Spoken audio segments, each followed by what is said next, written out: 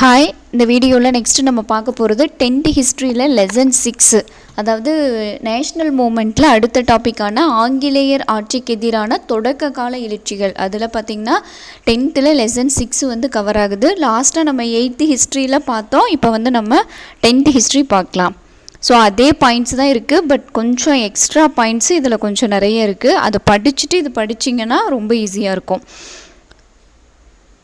First பாருங்கள், ஆங்கிலேயர்களினுடைய அந்த நாடு பிடிக்கும் அந்த நோக்கத்திற்கு முதல் எதிர்வினை திருநெல்வேலி பகுதியில் நெற்கட்டும் செவலில் ஆட்சி புரிந்து வந்த பூலித்தேவரிடமிருந்து வெளிப்பட்டது. ஸோ வந்து ஆங்கிலேயர்கள் வந்து என்ன பண்ணுறாங்க, அந்த நாடு பிடிக்கிற வேலையை வந்து செய்கிறாங்க. ஒவ்வொரு இடத்தையும் வந்து அவங்க வந்து எப்படியாவது அவங்களுக்குள்ளே சேர்த்துக்கணும் அப்படின்னு சொல்லி பண்ணிகிட்ருக்காங்க.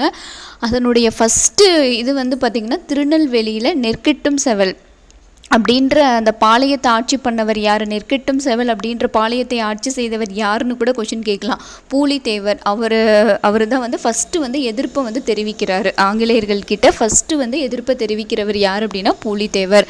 அவங்கள தொடர்ந்து வேலு நாச்சியார், வீரபாண்டிய கட்டபொம்மன், மருது சகோதரர்கள், தீரன் சின்னமலை போன்ற தமிழகத்தின் பிற பகுதிகளை ஆட்சி புரிந்து வந்தோரும் எதிர்த்தனர். பாளையக்காரர் போர் என அறியப்படும் இது 1806 நிகழ்ந்த வேலூர் புரட்சிக்கு இட்டு சென்றது. ஸோ இதுதான் அந்த பூலித்தேவர் வந்து எதிர்க்கிறாரு பார்த்தீங்களா. ஸோ இதுதான் வந்து பார்த்திங்கன்னா முதல் பாளையக்காரர் போர். இரண்டாம் பாளையக்காரர் போர்னு சொல்லி மருது சகோதரர்கள் வந்து எதிர்க்கிறத வந்து இரண்டாம் பாளையக்காரர் போர்னு சொல்லுவாங்க. ஸோ அப்போ முதல் பாளையக்காரர் போர் அப்படின்றது பூலித்தேவர்கிட்ட இருந்து தான் வந்து ஸ்டார்ட் ஆகுது. பூலித்தேவர் அப்படின்ற இந்த திருநெல்வேலி பகுதியில் இருக்கக்கூடிய நெற்கட்டும் செவல், அதாவது 3 பாளையங்கள் மாதிரி வரும். அது பின்னாடி நம்ம பார்க்கலாம்.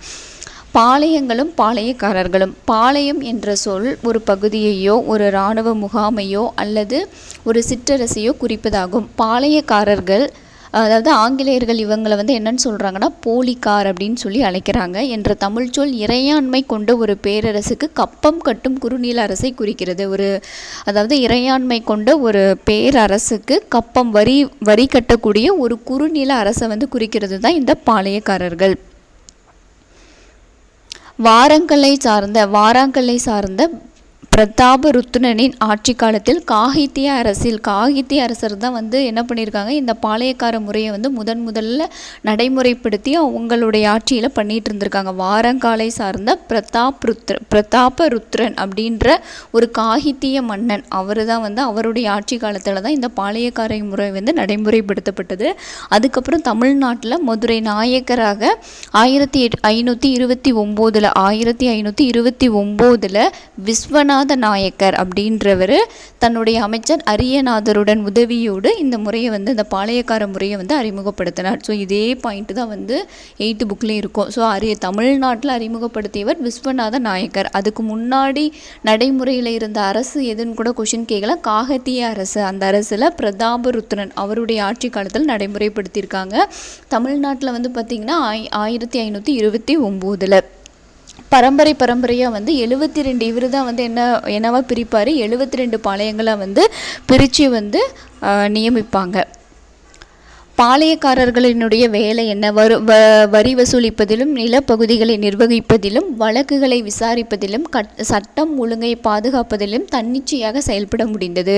அவர்களது காவல் காக்கும் கடமை அதை என்னன்னு சொல்கிறாங்கன்னா படிக்காவல் என்றும் அரசு காவல் என்றும் அழைக்கப்பட்டது. அந்த காவல் காக்கிற அந்த இதை வந்து அவங்க என்னன்னு சொல்கிறாங்க அப்படின்னா படிக்காவல், அப்படி இல்லைன்னா அரசு காவல் அப்படின்னு சொல்கிறாங்க. பல்வேறு சந்தர்ப்பங்களில் நாயக்க ஆட்சியாளர்கள் தங்கள் அதிகாரத்தை தக்க வைத்துக் கொள்ள பாளையக்காரர்களுக்கு உதவி புரிந்தனர். அதாவது நாயக்கர்களுக்கு வந்து பார்த்திங்கன்னா இவங்க வந்து உதவி பண்ணுவாங்க. பாளையக்காரர்களுக்கு மேலே தான் நாயக்கர்களுக்கு கீழே பாளையக்காரர்கள் இருக்காங்க. அந்த நாயக்கர்களுக்கே வந்து உதவி செய்யக்கூடியவங்க தான் வந்து இந்த பாளையக்காரர்கள். பாளையக்காரர்களும் அரசர்களுக்கும் இடையே ஆன தனிப்பட்ட உறவு மற்றும் புரிதல் மதுரை நாயக்கர்களால் இம்முறை நிறுவப்பட்டதில் இருந்து அந்த பாளையக்கார முறை அப்படின்றது அந்த 200 ஆண்டுகள் ஆங்கிலேயர்கள் அந்த இடத்த வந்து இப்போ அந்த பாளையங்களை வந்து கைப்பற்ற வரைக்குமே வந்து இந்த பாளையக்காரர்களினுடைய ஆட்சி வந்து நடந்துட்டு இருந்தது. ஸோ அதுவே நம்ம பார்த்துருக்கோம், அந்த 8th ஹிஸ்ட்ரியிலேயே பார்த்தோம். ஒவ்வொரு இடத்தையும் பூலித்தேவரில் இருந்து கட்டபொம்மனினுடைய பாஞ்சாலங்குறிச்சியிலிருந்து ஒவ்வொன்றையும் வந்து பார்த்திங்கன்னா அவங்க கைப்பற்ற வரைக்குமே வந்து அவங்களுடைய பாளையங்கள் வந்து நடந்துட்டு இருந்திருக்கும். வேறு எந்த அரசரும் வந்து அதை பிடிச்சிருக்கவே மாட்டார். இவங்க ஆங்கிலேயர்கள் வந்து அந்த நாடு பிடிக்கிற அந்த தன்மை வர வரைக்கும் அவங்களே தான் வந்து மன்னர்களாக இருந்திருப்பாங்க. ஸோ கிழக்கு மற்றும் மேற்கு பாளையங்கள் மொத்தம் வந்து எத்தனை பாளையங்கள்னு கொஷின் கேட்கலாம். 72 பாளையங்கள். அதை 2 தொகுதியாக பிரிக்கிறாங்க. ஒன்று வந்து கிழக்கு, இன்னொன்று மேற்கு. இப்போ புக்கில் வந்து என்னன்னு சொல்லியிருப்பாங்க 8th ஹிஸ்ட்ரியில், கிழக்கில் வந்து பார்த்திங்கன்னா கட்டபொம்மன், கான்னு சொல்லி நான் வச்சு இது ஹிண்ட்டாக கூட சொல்லியிருந்தேன். கட்டபொம்மனினுடைய தலைமையில் தான் வந்து இந்த கிழக்கில் இருந்த பாளையங்கள் எல்லாம் வந்து வேலை செஞ்சுட்டு இருந்தாங்க. மேற்கு பக்கம் வந்து பார்த்திங்கன்னா பூலித்தேவர் அவருடைய தலைமையில் நடந்துட்டு இருந்தது. ஸோ எந்தெந்த பகுதி அப்படின்னா சாத்தூர், நாகலாபுரம், எட்டயபுரம், பாஞ்சாலங்குறிச்சி, இதெல்லாம் கட்டபொம்மனினுடைய அவருக்கு கீழே வரக்கூடிய பாளையங்கள். மேற்கில் வந்து பார்த்திங்கன்னா ஊத்துமலை, தலைவன்கோட்டை, நடுவக்குறிச்சி, சிக்கம்பட்டி, சேத்தூர், இது எல்லாம் வந்து பூலித்தேவரினுடைய கீழே வந்து வரும். ஊத்துமலை, தலைவன்கோட்டை, நடுவக்குறிச்சி, சிங்கம்பட்டி, சேத்தூர், இது எல்லாம் வரும். பாளையக்காரர்களினுடைய அந்த முதல் புரட்சி 1755 to 1801 வரைக்கும் வந்து நடைபெற்றது. ஏன்னா 1806 வேலூர் புரட்சி அடுத்து, ஸோ 1801 வரைக்கும் வந்து பார்த்திங்கன்னா இந்த பாளையக்காரர்களினுடைய புரட்சியானது நடைபெற்றது. அதில் ஃபஸ்ட்டு பூலித்தேவர். இந்திய மன்னர்களில் முதலில் ஆங்கிலேயரை எதிர்த்தவர் யார் அப்படின்னா பூலித்தேவர் தான். பூலித்தேவரினுடைய ஆட்சி தான். கர்னல் ஹெரன் தலைமையிலான கம்பெனியின் படை ஒன்றை அழைத்து கொண்டு மார்ச் 1755 மாபூஸ் கான். ஸோ இந்த கொஷின் வந்து மாபூஸ் கான் யாரை அழைத்து சென்றார்னு கூட கேட்கலாம். யார் அப்படின்னா கர்னல் ஹெரான் அவருடைய தலைமையில் தான் வந்து கம்பெனியினுடைய படை ஒன்றை அழைத்து கொண்டு 1755 மாபூஸ் கான் திருநெல்வேலிக்கு சென்றார். திருநெல்வேலியில் யார்? பூலித்தேவரை வந்து தாக்குறதுக்காக. மதுரை வந்து எளிதில் அவர்களது கையில் வீழ்ந்தது. அதன் பின் தொடர்ந்து கம்பெனிக்கு கீழ்ப்படிய மறுத்து வந்த பூலித்தேவரை அடக்க கர்னல் ஹெரான் பணிக்கப்பட்டார். பட் ஆனால் அவர் வந்து ஃபுல்லாக போக மாட்டார். ஏன் அப்படின்னா பூலித்தேவர் ரொம்ப செல்வாக்கோடு இருந்திருப்பார். பீரங்கிகளினுடைய தேவையும், துணைகள பொருட்கள் மற்றும் படை வீரர்களினுடைய ஊதியம் உள்ளிட்ட காரணங்களினால் ஹெரான் தனது திட்டத்தை வந்து கைவிட்டார். அவரை மறுபடியும் வந்து கம்பெனி என்ன பண்ணோம் அப்படின்னா பணி நீக்கம் செய்து திரும்ப கூப்பிட்டுக்குவாங்க. ஸோ வந்து ஹெரான் வந்து அவரை வந்து தோற்கடிக்கலை. பூலித்தேவரை வந்து ஜெயிச்சிருவார். அதில் 1755 மாபூஸ் கான், ஆற்காட்டு நவாப்பினுடைய சகோதரராக இருந்த மாபூஸ் கான். மாபூஸ் கான்னா யாருன்னு கூட கேட்கலாம். ஸோ மாபூஸ் கான் அப்படின்றவர் ஆற்காட்டு நவாப்பினுடைய சகோதரர். அப்போ பூலித்தேவர் அப்படின்னா ஃபஸ்ட்டு வந்து 1755 கர்னல் ஹெரான் தலைமையில் படைகள் வந்து போகுது. பட் ஆனால் அவங்க வந்து பூலித்தேவரை வந்து தாக்கலை. அவங்க வந்து பயந்துட்டு ஆயுதங்கள் எதுவும் தாக்கிட்டு இல்லாததுனால ரிட்டன் போயிடுறாங்க. அடுத்து பாருங்கள், நவாப் சந்தா சாஹிப். நவாப்போட சந்தா சாஹிப்பின் முகவர்களாக செயல்பட்டு வந்த சந்தா சாஹிப்பினுடைய முகவர்களாக இருக்கக்கூடிய மியானா, முடிமையா, நபிகான் கட்டாக் எனும் 3 பத்தானி அதிகாரிகள் மதுரை மற்றும் திருநெல்வேலி பகுதிகளில் வந்து பொறுப்பு வகிச்சிட்ருக்காங்க. நவாப் சந்தா சாஹிப்பினுடைய முகவர்களாக இருக்கக்கூடிய மியானா, முடிமையா, நபிகான் கட்டாக் எனும் 3 பத்தானி அதிகாரிகள் மதுரை மற்றும் திருநெல்வேலி பகுதிகளில் வந்து பொறுப்பு வகிக்கிறாங்க. அவர்கள் ஆற்காட்டு நவாப்பான முகமது அலிக்கு எதிராக, ஆற்காட்டு நவாப் யாருன்னு கொஷின் கேட்கலாம். ஸோ ஆற்காட்டு நவாப் வந்து முகமது அலிக்கு எதிராக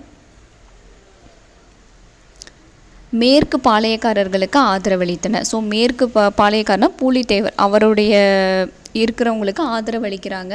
அவர்களோடு பூலித்தேவர் நெருக்கமான நட்புறவை ஏற்படுத்தி கொண்டிருந்தார். இந்த கொஷின் வந்து எப்படி வரும்னா வந்து யாருடைய முகவர்களுடன் வந்து பூலித்தேவர் வந்து நெருக்கமான நட்புறவு கொண்டிருந்தார்ன்ற கொஷினும் இருக்குது. சந்தா சாஹிப்பினுடைய முகவர்கள் 3 முகவர்களோட வந்து பூலித்தேவருக்கு வந்து ஒரு நெருக்கமான நட்புறவு இருந்திருக்கு. மேலும் பூலித்தேவர் ஆங்கிலேயருக்கு எதிராக போரிட பாளையக்காரர்களின் கூட்டமைப்பு, ஸோ இவர் தான் வந்து ஃபஸ்ட்டு வந்து ஒரு கூட்டமைப்பை வந்து ஏற்படுத்துகிறாரு பூலித்தேவர். சிவகிரி பாளையக்காரர்கள் வந்து இதை வந்து ஒத்துக்கல. அவங்க வந்து யார் கூட, ஆங்கிலேயர்களோட வந்து சப்போர்ட் பண்ணிட்டு சிவகிரி பாளையக்காரர்கள் வந்து ஒத்துக்க மாட்டாங்க. இதனால என்ன பண்ணுவார், கட்டபொம்மன் என்ன பண்ணுவார் அப்படின்னா சிவகிரி மேலே வந்து போர் தொடுத்து இது பண்ணுவார். ஏன்னா அதை வந்து ஆங்கிலேயர்கள் பிடிச்சிடக்கூடாது அப்படிங்கிறதுக்காக. அது பின்னாடி அந்த பாயிண்ட்ஸ் வரும். ஸோ இங்கே வந்து சிவகிரி பாளையக்காரர்கள் மட்டும் ஒத்து வர மாட்டாங்க. எட்டயபுரமும் பாஞ்சாலங்குறிச்சியும் கூட இந்த கூட்டமைப்பில் வந்து இணையலை. மேலும் ஆங்கிலேயர்கள் ராமநாதபுரம் மற்றும் புதுக்கோட்டை மன்னர்களினுடைய ஆதரவை பெற்றனர். ஸோ ராமநாதபுரம் புதுக்கோட்டை மன்னர்களும் வந்து ஆங்கிலேயர்களுக்கு தான் வந்து சப்போர்ட் பண்ணுறாங்க. அதாவது இந்த பாளையக்காரர்கள் எல்லாம் ஒன்றா இணைஞ்சு பூலித்தேவர் வந்து ஒன்றா இணைய வச்சு ஆங்கிலேயர்களை எதிர்க்கிறாரு. அதில் சிவகிரி பாளையக்காரர்கள் எட்டயபுரமும் பாஞ்சாலங்குறிச்சியும் கூட வந்து இந்த கூட்டமைப்பில் வந்து இணையில. ஆங்கிலேயர்களுக்கு ராமநாதபுரமும் புதுக்கோட்டை மன்னர்களும் வந்து ஆதரவு தராங்க. பூலித்தேவர் மைசூரின் ஹைதர் அலி மற்றும் பிரெஞ்சுக்காரர்களது ஆதரவினை பெற முயன்றார். ஏற்கனவே மராத்தியர்களோடு கடுமையான மோதலில் இருந்தவங்க தான் வந்து இருந்த ஹைதர் அலியால் பூலித்தேவருக்கு வந்து உதவ இயலவில்லை. ஹைதர் அலி வந்து சப்போர்ட் பண்ணுறாரு. பட் ஆனால் அவருக்கு அங்கே ஏற்கனவே மராத்தியர்களோட மோதலில் இருக்கிறதுனால பூலித்தேவருக்கு வந்து அவங்களால உதவி பண்ண முடியல. அடுத்து களக்காடு போர்.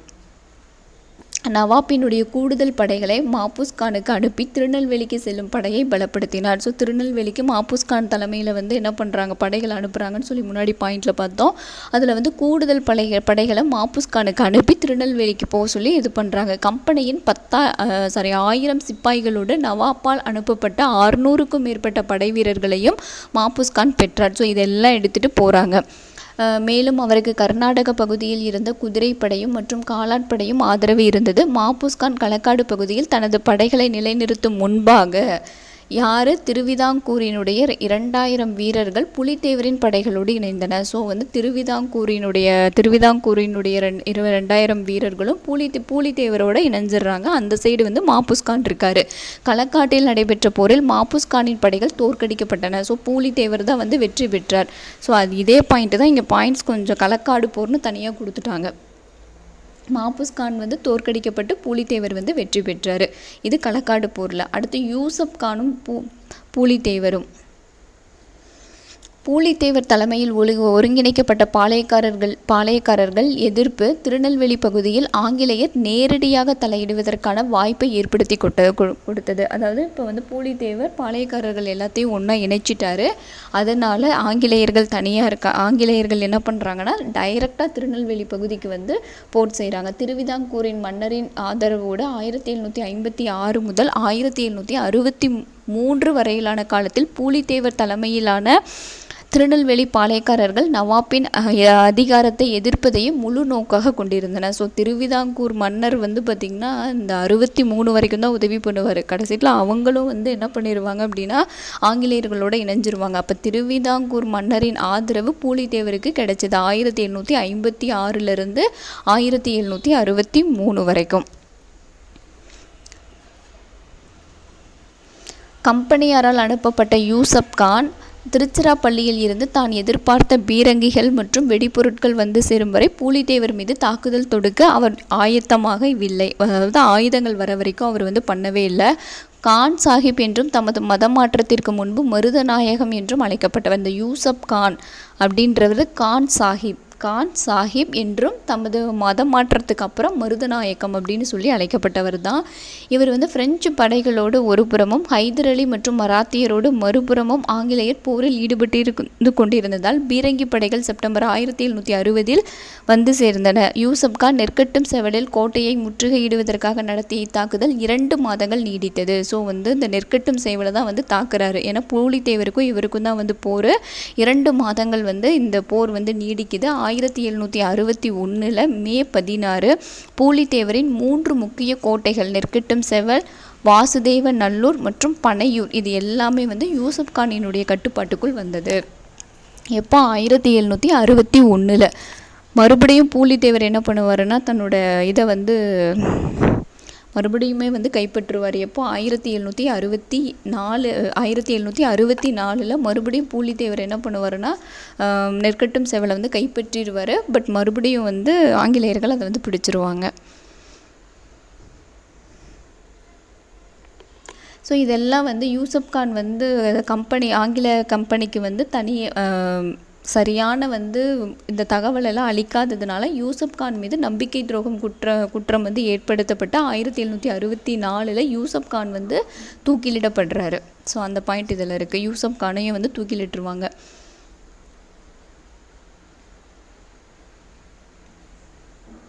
இப்போ இந்த பாயிண்ட்டு ரொம்ப முக்கியம். இங்கே பாருங்கள், பாண்டிச்சேரி வந்து ஃப்ரெஞ்சுக்காரர்கள்கிட்ட தான் இருக்குது. அதையும் ஆங்கிலேயர்கள் கைப்பற்றுறதுனால இந்த ஃப்ரெஞ்சுக்காரர்களினுடைய ஆதரவும் பாளையக்காரர்களுக்கு கிடைக்கல. அதனால் அவங்க வந்து என்ன நினைக்கிறாங்கன்னா, இவங்களுடைய பலமும் நமக்கு இல்லை அப்படிங்கும்போது நாம் எப்படி வெற்றி பெறுவோம்னு சொல்லிட்டு அவங்களுக்குள்ளேயே வந்து பார்த்திங்கன்னா ஒரு ஒற்றுமை இல்லாத தன்மை காணப்படுது. இதை அடுத்து திருவிதாங்கூர், சேத்தூர், ஊத்துமலை மற்றும் சுரண்டை ஆகிய பகுதிகள் எதிரணியிற்கு தங்கள் ஆதரவை, அதில் தான் வந்து இந்த திருவிதாங்கூர் வந்து பார்த்திங்கன்னா ஆங்கிலேயர்களுக்கு வந்து என்ன பண்ணுவாங்கன்னா ஆதரவு அளிக்க போயிடுவாங்க. பூலித்தேவரினுடைய வீழ்ச்சி பாருங்கள். இப்போ 1761 வந்து யூசப் கான் கிட்ட தன்னுடைய கோட்டைகள், நெற்கட்டும் செவல் எல்லாத்தையும் இழந்துருவார். 1761 நல்லா ஞாபகம் வச்சுக்கோங்க. 1761 இழந்துருவார். 1764 மறுபடியும் கான் சாஹிப் அப்படின்ற அந்த யூசப் கான் காலமானதை தொடர்ந்து நாடிழந்த நிலையில் சுற்றி வந்த பூலித்தேவர் திரும்ப வந்து 1764 நெற்கட்டும் செவலை மீண்டும் கைப்பற்றினார். 64 எனினும் 1767 கேப்டன் கேம்பேல் அவரால் அதை வந்து தோற்கடிக்கப்படுறாரு. ஸோ பூலித்தேவரை கடைசியாக தோற்கடித்தவர் கேப்டன் கேம்பெல் என்பவரால் தோற்கடிக்கப்பட்டார். தப்பி சென்ற அவர் நாடிழந்த நிலையிலேயே காலமானார். ஸோ 67 மறுபடியும் வந்து தோல்வி அடைஞ்சிடுறாரு. யார் தோற்கடிக்கிறா அப்படின்னா கேப்டன் கேம்பெல் அப்படின்றவர் தோற்கடிக்கிறாரு. ஒண்டி வீரன் வந்து பார்த்திங்கன்னா பூலித்தேவரினுடைய படைப்பிரிவுகளில் ஒன்றனுக்கு தலைமையேற்றிருந்தவர் தான் இந்த ஒண்டி வீரன். கொஷின் இது புக் பேக்லையும் இருக்குது. ஒண்டி வீரன் வந்து யாருடைய படைப்பிரிவுகளில் வேலை செஞ்சாதான் சொல்லி கொஷின் இருக்கும். ஸோ ஒண்டி வீரன் அப்படின்றவங்க பூலித்தேவரினுடைய படையில் தலைமையாக இருந்தவங்க. பூலித்தேவரோடு இணைந்து போரிட்ட அவர் கம்பெனி படைகளுக்கு பெரும் சேதங்களை ஏற்படுத்தினார். செவிவழி செய்தியின்படி ஒரு போரில் அவரது கை துண்டிக்கப்பட்டதாகவும் அதனால் பூலித்தேவர் பெரிதும் வந்து வருந்தியதாக. ஆனால் ஒண்டி வீரன் எதிரியின் கோட்டையில் தான் நுழைந்து பல தலைகளை கொய்தமைக்காக தமக்கு கிடைத்த பரிசு என்று கூறியுள்ளார். ஸோ இதை சும்மா அப்படியே ஒரு டைம் வந்து ரீட் அவுட் பண்ணிக்கோங்க. இதில் முக்கியமான பாயிண்ட்டுனா பூலித்தேவரினுடைய படைப்பிரிவில் வேலை செஞ்சவர் தான் ஒண்டி வீரன்னா யார் அது மட்டும் தெரிஞ்சு வச்சுக்கோங்க. அடுத்து வேலுநாச்சியார் வந்து பார்த்திங்கன்னா 1730 96. வேலுநாச்சியார் பற்றி நம்ம தெரிஞ்சுக்கணும் அப்படின்னா அந்த தமிழில் நம்ம படித்தோம் பார்த்திங்களா, வேலுநாச்சியார்னு ஒரு லெசனு. அந்த ஒரு லெசன் ஃபுல்லாக கம்ப்ளீட்டாக படிச்சிட்டிங்கன்னா நீங்கள் எங்கே போனாலும் அதே பாயிண்ட் தான். அதை விட கம்மியாக தான் கொடுத்துருக்காங்களே தவிர அதை விட ப்ரீஃபாக இல்லை. அந்த ஒரு லெசன் தமிழில் படிச்சிட்டிங்கன்னா எல்லா கொஷின்ஸ்க்கும் நீங்கள் ஆன்சர் பண்ணலாம். ராமநாதபுரத்தின் அரசர் செல்லமுத்து, அதாவது அவங்க பிறந்தது வந்து பார்த்திங்கன்னா ராமநாதபுரத்தினுடைய அரசர் செல்லமுத்து சேதுபதிக்கு 1730 அரசு குடும்பத்தில் ஒரே ஒரு பெண் தான் வந்து வேலுநாச்சியார். அவங்களுக்கு வந்து ஆண் வாரிசு இல்லாததுனால ரொம்ப வீரமாக வந்து வேலுநாச்சியாரை வந்து வளர்ப்பாங்க. வளரி, சிலம்பம் போன்ற தற்காப்பு கலைகளையும் போர்க்கருவிகளை கையாளுவதற்கான பயிற்சியும் அளிக்கப்பட்டு வளர்க்கப்பட்டார். மேலும் அவர் ஆங்கிலம், பிரெஞ்சு, உருது போன்ற மொழிகளில் வல்லமை பெற்றிருந்ததோடு குதிரை ஏற்றத்திலும் வில்வித்தையிலும் திறமையானவராக விளங்கினார். ஸோ குதிரை ஏற்றம், வில்வித்தை ரெண்டுலையுமே வந்து திறமையானவங்களாக வேலுநாச்சியார் இருந்திருக்காங்க. தனது 16வது வயதில் வேலுநாச்சியார் 16 வயசில் வந்து பார்த்திங்கன்னா யாரை திருமணம் செஞ்சுக்கிறாங்க? சிவகங்கை மன்னரான முத்துவடுகநாதரை வந்து திருமணம் செஞ்சுக்கிறாங்க. அவங்க 2 பேருக்கும் வேலுநாச்சியார் அப்படின்ற ஒரு பெண்ணும் வந்து இருக்காங்க. இப்போ முத்துவடுகநாதர் எந்த போரில் இறக்குறாருன்ற கொஷின் கேட்கலாம். காளையார் கோவில் நடந்த போரில் வந்து இறந்து போயிடுறாங்க. அதாவது எந்த டைம் அப்படின்னா 1772 ஆற்காட்டு நவாப்பும் யார் தாக்குறாங்கன்னு பாருங்கள். ஆற்காட்டு நவாப்பும் லெப்டினன்ட் கர்னல் பான்ஜோர் இவங்களோட தலைமையிலான கம்பெனி படைகளும் ஆங்கில கம்பெனியினுடைய படைகளும் இணைந்து காளையார் கோவிலில் வந்து தாக்குறாங்க. அங்கே வந்து இறந்து போயிடுறாரு. ஸோ லெப்டினன்ட் அப்படின்னு ஞாபகம் வச்சுக்கோங்க. லெப்டினன்ட் கர்னலும் ஆற்காட்டு நவாப் 2 பேரும் சேர்ந்து தாக்கின போரில் முத்துவடுகநாதர் இறந்து போயிடுறாங்க. அங்கிருந்து வேலுநாச்சியார் தப்பி சென்று 8 ஆண்டுகள் கோபால நாயக்கரினுடைய பாதுகாப்பில் திண்டுக்கல் அருகே உள்ள விருப்பாட்சி, நமக்கு ஆப்ஷன்ஸில் திண்டுக்கல்னு மட்டும் கொடுத்துட்டு கேட்டாங்கன்னா திண்டுக்கல்லை சூஸ் பண்ணிடக்கூடாது. திண்டுக்கல் அருகே விருப்பாட்சியில் தான் வந்து பார்த்திங்கன்னா 8 ஆண்டுகள் வந்து அங்கே இருந்திருக்காங்க அந்த டைம். ஸோ அடுத்து பாருங்கள், மறைந்து வாழ்ந்த காலத்தில் வேலு நாச்சியார் வந்து ஒரு படைப்பிரிவை வந்து ரெடி பண்ணுறாங்க. அப்போது கோபால நாயக்கர் மட்டுமல்லாமல் ஹைதர் அலியோடும் கூட்டணியை ஏற்படுத்தி கொண்டார். ஸோ வந்து கோபால நாயக்கர் மட்டும் கிடையாது, திண்டுக்கல் ஆட்சி செஞ்ச கோபால நாயக்கர் மட்டும் இல்லாமல் ஹைதர் அலியோடு வந்து ஒரு கூட்டணியை வந்து ஏற்படுத்திக்கிறாங்க. வேலு நாச்சியாரின் சார்பில் ஹைதர் அலிக்கு அதாவது வேலு நாச்சியார் சார்பில் ஹைதர் அலிக்கு தளவாய் அப்படின்றவங்க இராணுவ தலைவர், வேலு நாச்சியாரினுடைய இராணுவ தலைவராக இருந்தவங்க தான் இந்த தாண்டவராயனார்.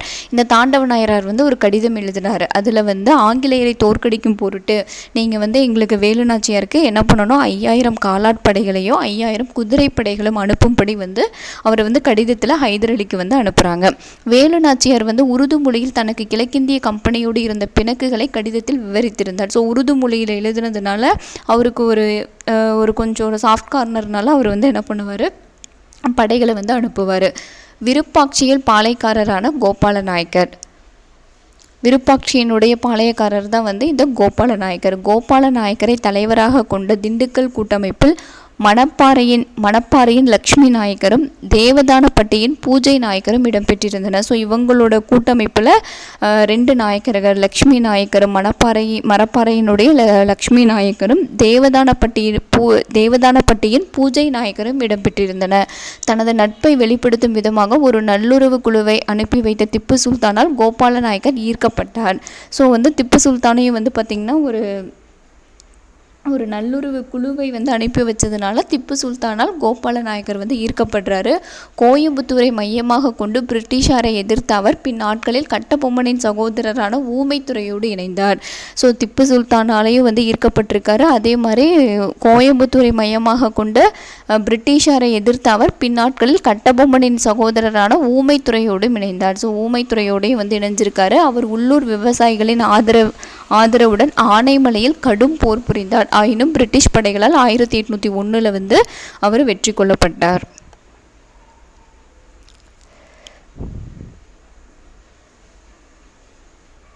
ஸோ இந்த பாயிண்ட் வந்து பார்த்திங்கன்னா அங்கே வேலு நாச்சியார் வந்து எழுதின அந்த கடிதத்தில் சொல்லியிருக்காங்க, தான் ஆங்கிலேயரோடு மோதுவதில் தீவிரமாக இருப்பதை வந்து ஹைதர் அலிக்கு தெளிவுபடுத்துகிறாங்க. அவரது மன உறுதியை பார்த்து வியர்ந்த ஹைதர் அலி தனது திண்டுக்கல் கோட்டை படைத்தலைவரான சையத்திடம், ஸோ திண்டுக்கல் கோட்டையில் படைத்தலைவராக இருக்கிற சையத்திடம் அவருக்கு வேண்டிய இராணுவ உதவிகளை வழங்குமாறு ஆணையிடுறாரு. ஹைதர் அலி வந்து ஆணையிடுறாரு வேலு நாச்சியாருக்கு வந்து உதவி செய்கிறதுக்காக.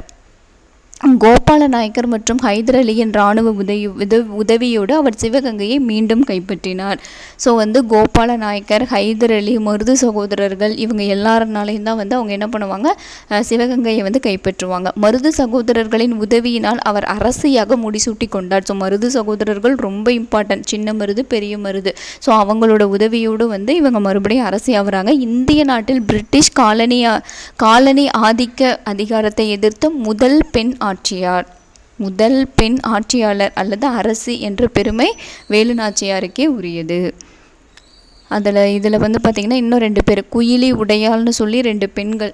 வேலு நாச்சியாரின் நம்பிக்கைக்குரிய தோழியாக திகழ்ந்த குயிலி உடையாள் என்ற பெண்களின் படைப்பிரிவை தலைமையேற்று வழிநடத்தினார். இதில் குயிலி வந்து பார்த்திங்கன்னா தனக்குத்தானே அந்த கிடங்குன்னு ஒன்று, ஆயுத கிடங்கு, ஒரு இதெல்லாம் நான் தானிய கிடங்கா ஆயுத கிடங்கான்னு எனக்கு தெரியலன்னு சொல்லியிருப்பேன். ஆயுத கிடங்கு, ஆக்சுவலி ஆயுத கிடங்கில் என்ன பண்ணுவாங்கன்னா தீ வச்சுப்பாங்க. தீ வச்சுட்டு அதில் வந்து வெற்றியும் பெற்றுருவாங்க, சிவகங்கையும் கைப்பற்றிடுவாங்க. ஸோ அப்போ குயிலி அப்படின்ற அந்த பெண்கள் படைக்கு தலைவியாக இருப்பாங்க இவங்க குயிலி.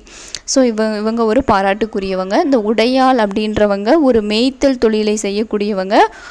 காட்டி கொடுக்கும்படி ஸோ உளவு கூற மறுத்ததால் கொல்லப்பட்டுருவாங்க. ஸோ இவங்க 2 பேர் இம்பார்ட்டன்ட். குயிலி உடையாள்னா யாரு, குயிலினா யாருன்னு தெரியணும். அடுத்து வீரபாண்டிய கட்டபொம்மனினுடைய கழகம் 1790 1755. பூலித்தேவரினுடைய காலம் வந்து 1755 1767 வரைக்கும். ஆக்சுவலி எந்தெந்த டைம் என்னென்ன நடக்குது அப்படின்றத ஞாபகம் இருக்கணும். இங்கே வீரபாண்டிய கட்டபொம்மனினுடைய கழகம் வந்து பார்த்திங்கன்னா 90 99. ஜெக வீரபாண்டியன் அவர் தான் வந்து கட்டபொம்மனினுடைய அப்பா. ஸோ அவருக்கு பின்னாடி தான் வந்து கட்டபொம்மன் வராரு. பாஞ்சாலங்குறிச்சியின் பாளையக்காரராக தன்னுடைய 30வது வயதில் வந்து பொறுப்பேற்கிறாரு. கம்பெனி நிர்வாகிகளான ஜேம்ஸ் லண்டன் மற்றும் காலின் ஜாக்சன் என்பார் இவரை அமைதியை விரும்பும் மனம் கொண்டவராகவே கருதினர். எனினும் தொடர்ந்து நடந்த சம்பவங்கள் இவர் வந்து ரொம்ப மோதலில் வந்து 2 பேத்துக்கும் ஜாக்சனுக்கும் வந்து கட்டபொம்மனுக்கும் நிறைய மோதல் நடக்கும். 1781 கம்பெனியாருடன் நவாப் ஏற்படுத்தி கொண்ட உடன்படிக்கையின்படி எப்போ 1781 ஒரு உடன்படிக்கை நடக்குது. மைசூரின் திப்பு சுல்தானோடும் ஆற்காட்டு நவாப் போர் புரிந்து கொண்டிருந்த போது ஆற்காட்டு நவாப்புக்கும் மைசூரினுடைய அரசர் மைசூரினுடைய திப்பு சுல்தான் 2 பேரும் வந்து போர் செஞ்சிட்டு இருக்கும்போது கர்நாடக பகுதியில் வந்து வரி மேலாண்மையும் நிர்வாகமும் கம்பெனியின் முழு கட்டுப்பாட்டின் கீழ் செல்லும் நிலை ஏற்பட்டது. கர்நாடக பகுதியில் வந்து வரி செலுத்துறது எல்லா உரிமையும் வந்து ஆங்கில கம்பெனிக்கு கீழே போகுது. வசூலிக்கப்பட்ட வரியில் 1/6 பங்கு நவாப்பிற்கும் அவர் குடும்ப பராமரிப்பிற்கும் என ஒதுக்கப்பட்டது. இவ்வாறு பாஞ்சாலங்குறிச்சியிடம் இருந்து வரி வசூலிக்கும் உரிமையை கம்பெனி பெற்றிருந்தது. ஸோ பாஞ்சாலங்குறிச்சிக்கிட்ட இருந்து வரி வசூல் பண்ணக்கூடிய உரிமை வந்து பறிக்கப்படுறது. வரி வசூலிக்கக்கூடிய உரிமை ஆங்கிலேயர்களுக்கும் நவாப்புக்கும் வந்து வழங்கப்படுறதுனால அதை வந்து எதிர்க்கிறாரு கட்டபொம்மன். அதுதான் வந்து முதன்மையான ஒரு காரணம் அப்படின்னு சொல்லி இங்கே சொல்லியிருப்பாங்க. ஆட்சியாளர்கள் பாளையக்காரர்களை அவமானப்படுத்தியதோடு வரிகளை வசூலிக்க படையினை பயன்படுத்தினர். இதுவே கட்டபொம்மனுக்கும் ஆங்கிலேயருக்கும் இடையே பெரும் பகை ஏற்பட அடிப்படையான காரணம். ஜாக்சனோடு ஏற்பட்ட மோதல். ஸோ அந்த 8th புக்கில் வந்து பார்த்திங்கன்னா ஷார்ட்டாக சொல்லியிருப்பாங்க. கடைசியாக வந்து ஜாக்சனுக்கும் கட்டபொம்மனும் சந்திக்கிறது இது மட்டும் சொல்லியிருப்பாங்க. பட் இவர் நிறைய டைம் வந்து சந்திக்க முயற்சி பண்ணுவார் கட்டபொம்மன். பட் ஆனால் ஜாக்சன் வந்து பார்க்க மாட்டார். கட்டபொம்மனிடம் இருந்து வசூலிக்க வேண்டிய நிலுவையானது 1798 ஆண்டு வாக்கில் 3310 பக்கோடாக்களாக இருந்தது. பக்கோடாக்களான்னு சொல்கிறாங்க. பக்கோடாக்களாக இருந்தது. அவர் செலுத்த வேண்டியது 3310. இவற்றை வசூலிப்பதற்காக ஜாக்சன் என்ற கர்வமுள்ள ஆட்சியர் இராணுவத்தை அனுப்ப முனைந்த போது மദ്രാஸ் அரசாங்கம் அதற்கு அனுமதி அளிக்க மறுத்தது. ஸோ வந்து அனுமதியை வந்து இதை வசூலிக்கிறதுக்காக ஜாக்சன் வந்து இது பண்ணுறாரு. பட் அனுமதி தரல. 1798 ஆகஸ்ட் 18 ராமநாதபுரத்தில் வந்து தன்னை சந்திக்குமாறு கட்டபொம்மனுக்கு அவர் ஆணை பிறப்பிக்கிறாரு. 1798 ஆகஸ்டில் 18 கட்டபொம்மன் மேற்கொண்ட முயற்சி பலன் அளிக்காததோடு குற்றாலம் மற்றும் ஸ்ரீவில்லிபுத்தூர் ஆகிய இடங்களிலும் ஜாக்சன் அவரை சந்திக்க மறுத்தார். ஸோ வந்து பார்க்கல. மறுபடியும் குற்றாலம் ஸ்ரீவில்லிபுத்தூர் அதிலெல்லாம் கட்டபொம்மன் பார்க்கணும் எதிர்பார்க்குறாரு. பட் ஆனால் சந்திக்க முடியல. இறுதியாக 1798 செப்டம்பர் 19ஆம் தேதி வந்து அனுமதி அளித்ததன் பேரில் கட்டபொம்மனும் ராமநாதபுரத்தில் ஜாக்சனை வந்து சந்திக்கிறாங்க. ராமநாதபுரம் கலெக்டர் தான் ஜாக்சன். ஸோ 2 பேரும் வந்து சந்திக்கிறாங்க. எப்போ 1798 செப்டம்பர் 19. ஜாக்சனின் முன்பு கட்டபொம்மன் 3 மணி நேரம் வந்து நிற்க வைக்கப்படுறாங்க. ஸோ அப்போ ஆபத்தை உணர்ந்த கட்டபொம்மன் தப்பிக்க முயற்சி செய்கிறாங்க. அவரும் அவருடைய அமைச்சரான சிவசுப்பிரமணியன். கட்டபொம்மனினுடைய அமைச்சர் யாருன்னு கொஷின் கேட்கலாம். ஸோ அமைச்சர் வந்து சிவசுப்பிரமணியன். இவங்க 2 பேரும் வந்து தப்பி செல்ல முயல்கிறாங்க. அப்போ ஊமைத்துறை வந்து கோட்டைக்குள்ளே புகுந்து கட்டபொம்மனுக்கு வந்து உதவி செய்கிறாரு. பட் ஆனால் சிவசுப்பிரமணியன் வந்து கைது செய்யப்பட்டு சிறையில் அடைக்கப்படுறாங்க. ராமநாதபுரம் கோட்டை வாசலில் நடந்த மோதலில் லெப்டினன்ட் கிளார்க் உள்ளிட்ட சிலர் கொல்லப்பட்டனர். அவங்களாம் கொல்லப்பட்டு சிவசுப்பிரமணியனை வந்து கைது செஞ்சிடறாங்க. மദ്രാஸ் ஆட்சிக்குழுவின் முன்பாக ஆஜராதல். ஸோ இப்போ வந்து இவர் என்ன பண்ணுவார், கட்டபொம்மன் கவுன்சிலுக்கு ஒரு கடிதத்தை வந்து எழுதுவார். ஜாக்சன் வந்து எப்படிலாம் தன்னை வந்து அவமானப்படுத்தினார் அப்படின்னு சொல்லிட்டு கட்டபொம்மன் என்ன பண்ணுவார், ஒரு கடிதம் வந்து எழுதுவார். அப்போ வந்து ஒரு குழு வந்து கூடுவாங்க. அக்குழு வில்லியம் ப்ரவுன், வில்லியம் ஓரன், ஜான் காசா மேஜர் ஆகியோர் அடங்கிய குழுவின் முன்பாக ஆஜராகும்படி கட்டபொம்மனை பணித்தது. ஸோ அவங்க வந்து ரிட்டன் சொல்கிறாங்க, வில்லியம் ப்ரவுனு, வில்லியம் ஓரன், ஜான் காசா மேஜர் இவங்க முன்னாடி வந்து ஆஜராகணும் அப்படின்னு சொல்கிறாங்க. இதற்கிடையில் சிவசுப்பிரமணியனை வந்து விடுவிச்சிடுறாங்க. கலெக்டர் ஜாக்சனை வந்து பணி நீக்கம் செஞ்சிடறாங்க. ஏன்னா அவர் ரொம்ப தப்பாக நடந்துக்கிட்டாருன்னு சொல்லிட்டு ஆளுநர் எட்வர்ட் கிளைவ் வந்து உத்தரவிடுறாரு. ஸோ இதை வந்து யார் செய்கிறாருன்னு கொஷின் கேட்கலாம். எட்வர்ட் கிளைவ் அப்படின்றவர் செய்கிறாரு. குழுவின் முன்பாக 1798 டிசம்பர் 15 அன்று கட்டபொம்மன் ஆஜராகி ராமநாதபுரத்தில் நிகழ்ந்தவற்றை விளக்கினார். கட்டபொம்மன் குற்றவாளி அல்ல அப்படின்னு சொல்லி இந்த குழு, அந்த 3 பேர் அடங்கிய அந்த குழு, வில்லியம் ப்ரௌனு, வில்லியம் ஓரம், ஜான் காசா மேஜர், இவங்க அடங்கிய அந்த குழு வந்து தீர்ப்பு சொல்கிறாங்க. இதனால் ஜான்சன் வந்து நிரந்தர பணி நீக்கம் செய்யப்பட்டு அவருக்கு பதிலாக யார் நியமிக்கப்படுறாங்க? எஸ்ஆர் லூஷிங்டன் ஆட்சியாளராக வந்து நியமிக்கப்படுறாங்க. எஸ்ஆர் லூஷிங்டன் கட்டபொம்மனும் நிலுவைத் தொகையில் 1080 பக்கோடாக்கள் நீங்களாக பிற நிலுவைத் தொகையினை செலுத்தி இருந்தார். ஸோ வந்து கொஷின் எப்படி கேட்கலான்னா, 8th புக்கில் தெளிவாக கொடுத்துருப்பாங்க. 1080 பக்கோடாக்கள் தான் வந்து அவர் கட்டணும், கட்டபொம்மன்.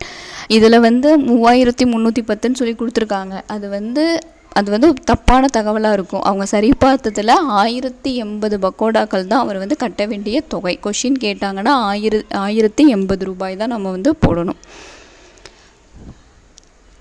திண்டுக்கலின் கோபால நாயக்கர், ஆனைமலையின் யதுல் நாயக்கர் போன்ற அருகாமையில் இருந்த பாளையங்களை உள்ளடக்கிய தென்னிந்திய கூட்டமைப்பை சிவகங்கையின் மருது பாண்டியர் ஏற்படுத்தினர். ஸோ இங்கே எப்படி ஃபஸ்ட்டில் வந்து பூலித்தேவர் ஒரு கூட்டமைப்பை வந்து ஏற்படுத்துகிறார். அதுக்கப்புறம் வந்து பார்த்திங்கன்னா மருது பாண்டியர் வந்து என்ன பண்ணுறாங்க, திண்டுக்கலினுடைய கோபால நாயக்கர், ஆனைமலையினுடைய யதுல் நாயக்கர் போன்ற அருகாமையில் இருந்த பாளையங்களை எல்லாத்தையும் சேர்த்து மருது பாண்டியர்கள் வந்து இது பண்ணுறாங்க. மருது பாண்டியர் அதன் தலைவராக செயல்பட்டார்.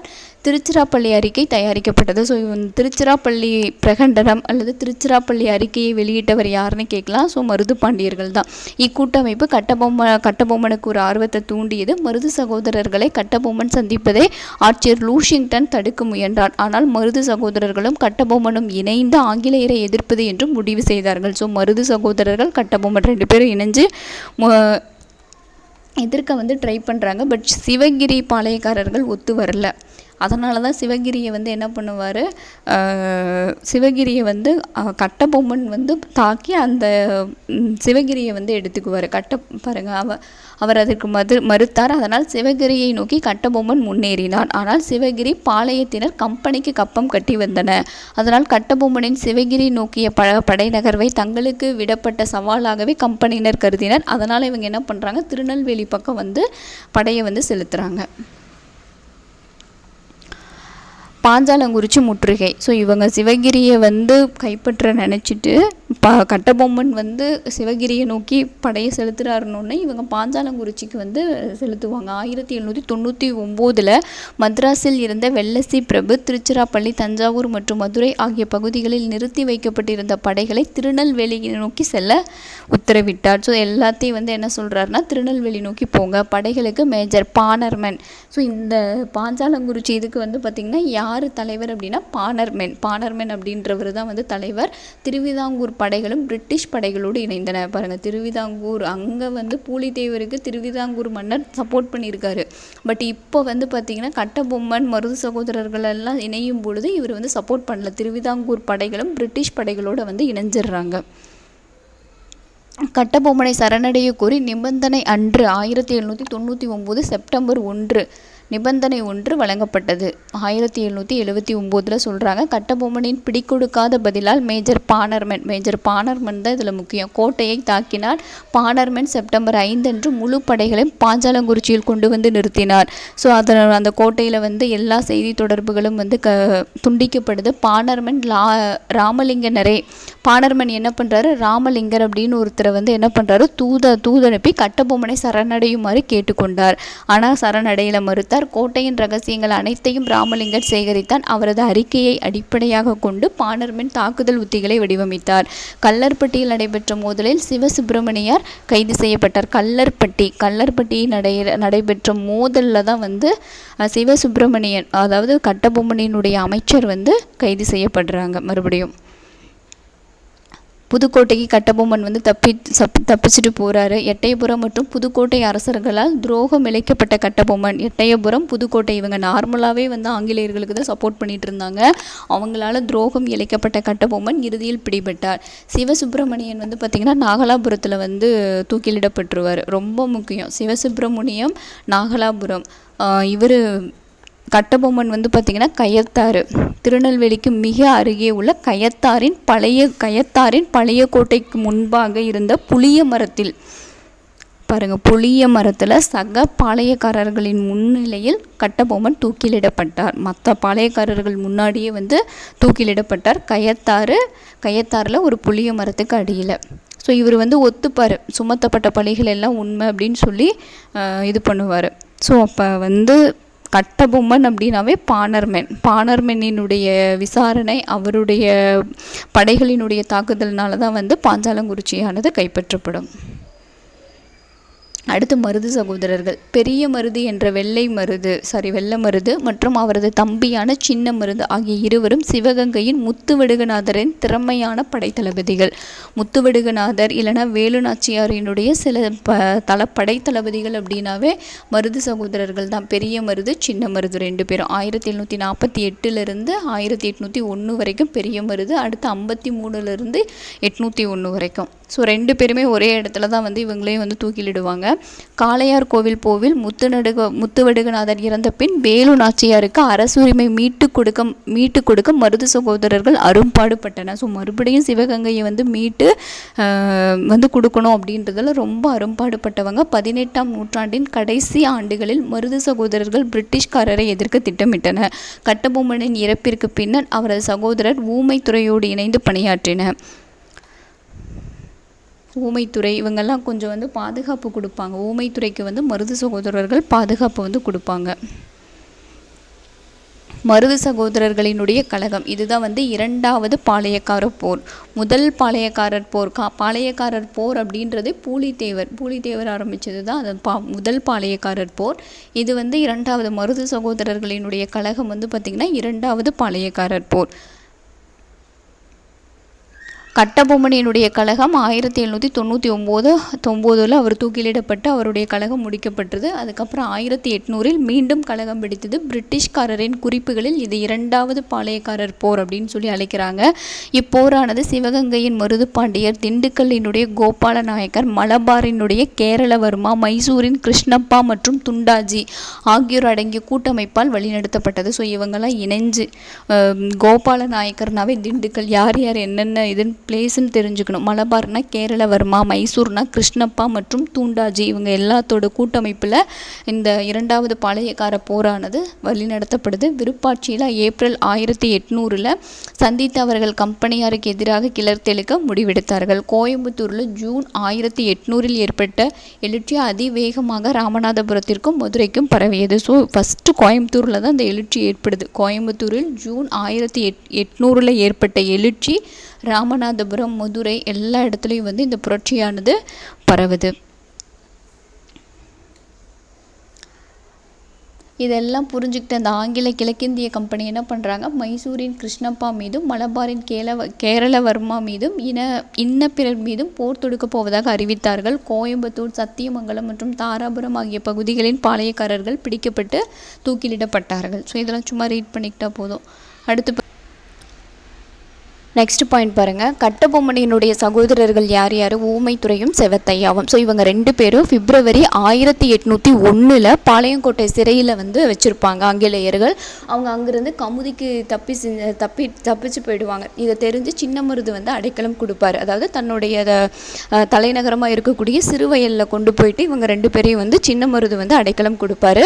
மறுபடியும் அவங்க ஊமைத்துறையும் செவத்தையாவும் தன்னுடைய இதை வந்து அதிகாரத்தை வந்து பாஞ்சாலங்குறிச்சி நம்மளுடைய ஆட்சி இருக்கணும்னு சொல்லிட்டு பாஞ்சாலங்குறிச்சி கோட்டையை வந்து மறுபடியும் வந்து கட்ட ஆரம்பிப்பாங்க. இதை தெரிஞ்சுட்டு காலின் மெக்காலே அப்படின்ற அந்த பிரிட்டிஷ் படைகள் தலைமையிலான பிரிட்டிஷ் படைகள் வந்து என்ன பண்ணுவாங்கன்னா மறுபடியும் கோட்டையை வந்து தாக்குவாங்க. இவங்க வந்து மறுபடியும் மருது சகோதரர்கள்கிட்ட ஊமையாவும் செவத்தையாவும் வந்து பார்த்திங்கன்னா அடைக்கலம் கேட்பாங்க. ஸோ சிவகங்கையில் வந்து அடைக்கலம் கேட்பாங்க.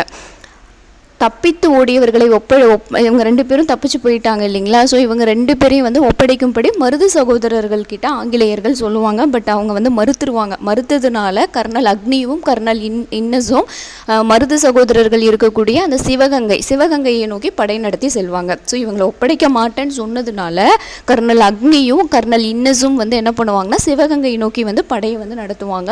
மருது சகோதரர்கள் 1801 நாட்டின் விடுதலையை முன்னிறுத்திய ஒரு பிரகண்டனத்தை வெளியிட்டன. அதை தான் வந்து திருச்சிராப்பள்ளி பிரகண்டனம் அப்படின்னு சொல்லி பேரறிக்கை அப்படின்னு சொல்லி பிரகண்டனம் அல்லது பேரறிக்கை. அதில் வந்து 8th புக்கில் பிரகண்டனம் அப்படின்னு சொல்லி இருக்கும். இதில் வந்து பார்த்திங்கன்னா பேரறிக்கை என்று அழைக்கப்படுகிறது. ஸோ எந்த ஆண்டு அப்படின்னா 1801 வந்து நடந்தது. 1801 ஆண்டு பேரறிக்கை. 1801 அதாவது பிரிட்டிஷ்காரருக்கு எதிராக மண்டல ஜாதி சமய இன வேறுபாடுகளை கடந்து எல்லாரும் வந்து ஒன்றா சேர்ந்து இதுக்கு வந்து விடுதலைக்காக போராடுறது தான் வந்து இந்த பேரறிக்கை. இப்பேரறிக்கை திருச்சியில் அமைய பெற்ற நவாப்பின் கோட்டையின் முன்சுவரையிலும் 2 இடத்துல இதை வந்து ஒட்டுவாங்க. இந்த நகலை வந்து அந்த காப்பியை வந்து 2 இடத்துல ஒட்டுவாங்க.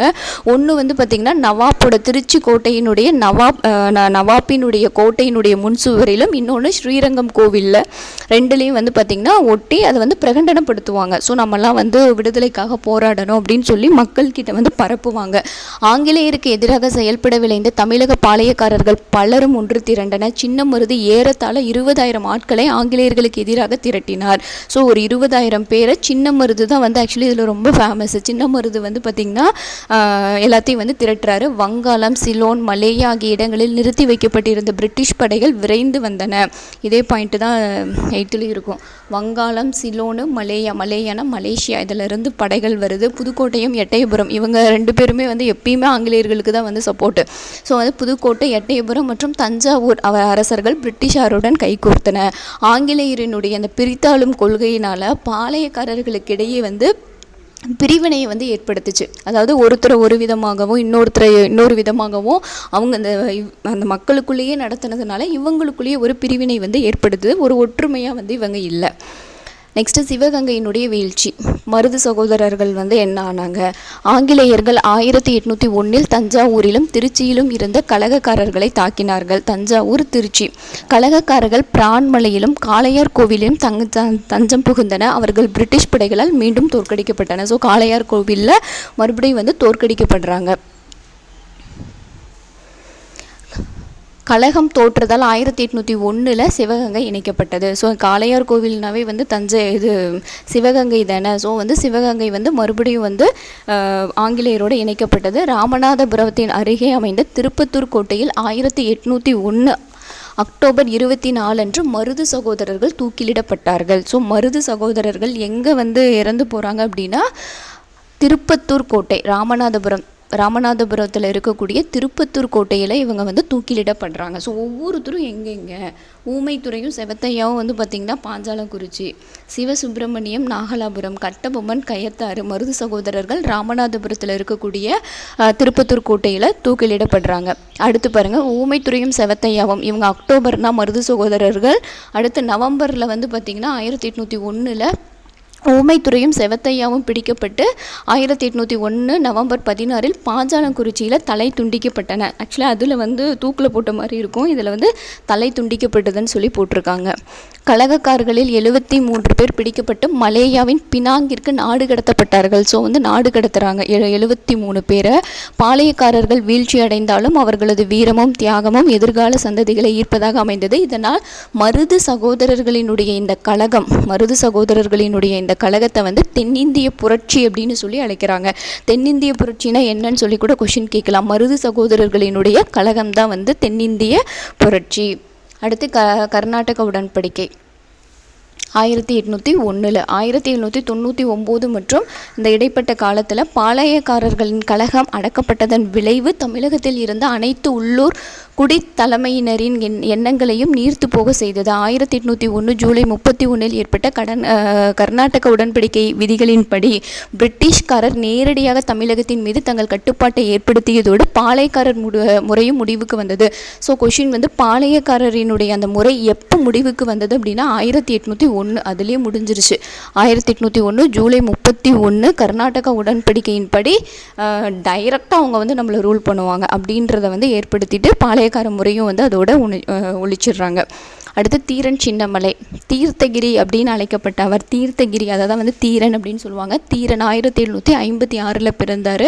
சிலம்பம், வில்வித்தை, குதிரை ஏற்றம் மட்டுமல்லாமல் நவீன போர் முறைகள், இந்த நவீன போர் முறைகள்னால் ஃப்ரெஞ்சுக்காரர்கள்கிட்ட இருந்து கற்று வச்சுருப்பார்.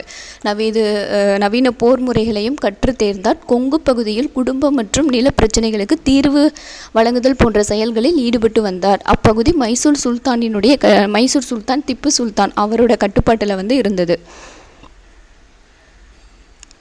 திப்புவின் திவான் முகமது அலி என்பவரால் வரி வசூலிக்கப்பட்டது.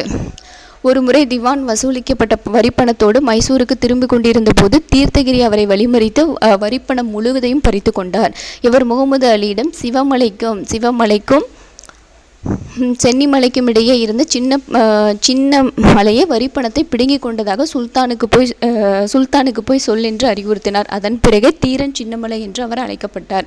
ஸோ சும்மா தீரன் சின்னமலைன்னு சொல்லி ஏன் வந்து அழைக்கப்படுறாங்க, சிவமலைக்கும் சென்னிமலைக்கும் நடுவில் இருக்கக்கூடிய சின்ன மலை தான் வந்து இந்த பணத்தை எடுத்துக்கிட்டான் அப்படின்னு போய் சொல்லு அப்படின்னு சொன்னதுனால அவரை வந்து தீரன் சின்னமலை அப்படின்னு சொல்லி அழைக்கிறாங்க. ஸோ இந்த இடத்துல வந்து திவான் வந்து அவமதிப்பாக நினச்சதுனால சின்னமலையை தாக்க படை அனுப்பினார். இரு படைகளும் நொய்யல் ஆற்றங்கரையில் மோதிக்கொண்டன. ஸோ கேட்கலாம், தீரன் சின்னமலை வந்து எந்த இதில் வந்து மோதிக்கிட்டாங்க அப்படின்னு சொல்லி கேட்கலாம். நொய்யல் ஆற்றங்கரையில் மோதிக்கொண்டன. அதில் சின்னமலையே வெற்றி பெற்றார். திப்புவின் இறப்பிற்கு பிறகு ஒரு கோட்டையை எழுப்பிய தீரன் சின்னமலை அந்த இடத்த விட்டு நீங்காமல் அங்கேயே இருந்து ஆங்கிலேயர்களுக்கு எதிராக போராடினார். அந்த இடம் வந்து ஓடா நிலை அப்படின்னு சொல்லி அழைக்கப்படுகிறது. அந்த இடம் வந்து ஓடா நிலை. அது மட்டும் இல்லாமல் இவர் வந்து கொரில்லா போர் முறையை வந்து பயன்படுத்தி எதிரிகளை வந்து அடக்கினார். இறுதியாக அவரையும் அவரது சகோதரர்களையும் கைது செய்த ஆங்கிலேயர்கள் அவர்களை சங்ககிரியில் சிறை வைத்தனர். இதில் சிறைன்னு சொல்லியிருக்காங்க, அதில் வந்து தூக்குன்னு தான் சொல்லி போட்டிருப்பாங்க. சங்ககிரி கோட்டையில் வந்து பார்த்திங்கன்னா தூக்கில் வந்து போட்டுருவாங்க. ஸோ ஒவ்வொருத்தரும் ஒவ்வொரு பிளேஸ். ஆங்கிலேய ஆட்சியை ஏற்க வற்புறுத்தப்பட்டதோடு அவர்கள் இதற்கு இணங்க மறுத்தனர். 1805 ஜூலை 31 அன்று பாருங்கள், சங்ககிரி கோட்டையின் உச்சியில் அவர்கள் தூக்கிலிடப்பட்டனர். 1805 ஜூலை 31 வந்து தூக்கிலிடப்படுறாங்க. ஸோ இதுக்கப்புறம் வேலூர் புரட்சி வருது. தென் தமிழகத்தின் பாளையக்காரர்கள் அனைவரையும் ஒடுக்குவதற்கு முன்பாகவே கிழக்கிந்திய கம்பெனி 1792 திப்புவோடு ஏற்பட்ட போரின் முடிவில் சேலம் மற்றும் திண்டுக்கல் வருவாய் மாவட்டங்களை பெற்றுக்கொண்டது. ஸோ இந்த 1792 வந்து திப்பு சுல்தான் கிட்ட இருந்தக்கூடிய அந்த சேலம், திண்டுக்கல் இதெல்லாம் வந்து கைப்பற்றப்பட்டது. 1799 நடந்த ஆங்கிலேய மைசூர் போரின் முடிவில் கோயம்புத்தூர் இணைக்கப்பட்டது. ஆங்கில மைசூர் போர் அந்த டைமில் வந்து பார்த்திங்கன்னா கோயம்புத்தூரையும் வந்து என்ன பண்ணிக்கிறாங்க, இணைச்சிக்கிறாங்க.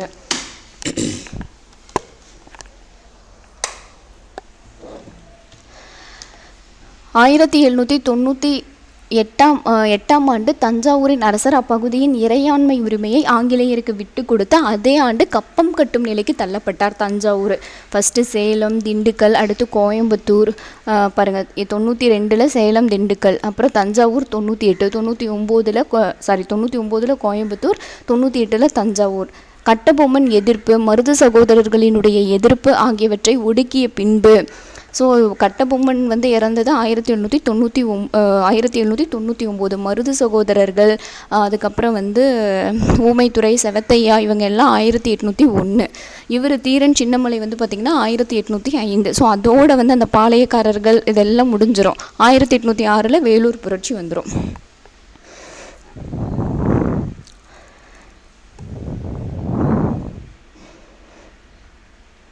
ஸோ இங்கே வந்து இவங்க எல்லாம் இன்னொரு பக்கம் பிரிட்டிஷ்காரங்களுக்கு வந்து ஆற்காட்டு நவாப் வந்து ஒரு விசுவாசமற்றவர் என்று குற்றம் சுமத்தி அவர் மீது கட்டாயப்படுத்தி ஒரு ஒப்பந்தத்தை திணித்தனர்.